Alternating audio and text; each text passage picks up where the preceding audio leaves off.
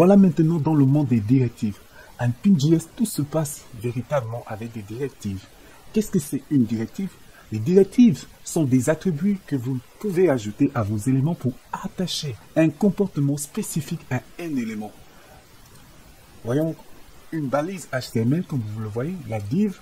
Donc dans la div, vous avez la directive plus l'expression. Par exemple, là vous mettez X directive et à l'intérieur vous mettez l'expression.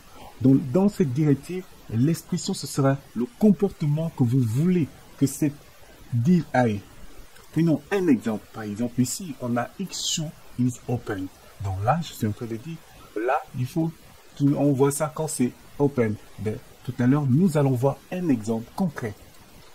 Voyons un peu cet exemple tout à l'heure. Donc, c'est-à-dire là, je donne un comportement. Lorsqu'on clique sur, par exemple, livraison, je veux qu'il soit bleu.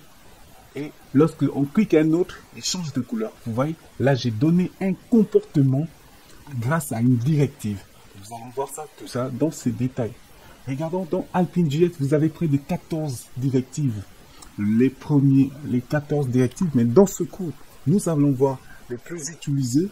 Donc là, dans la documentation officielle, vous allez voir cette liste. Il donne Xdata qui permet de déclarer les portées des nouveaux composants Xinit, Xshow, Xbind, etc., etc. Nous avons plusieurs directives, mais dans ce cours, nous allons voir les directives les plus utilisées.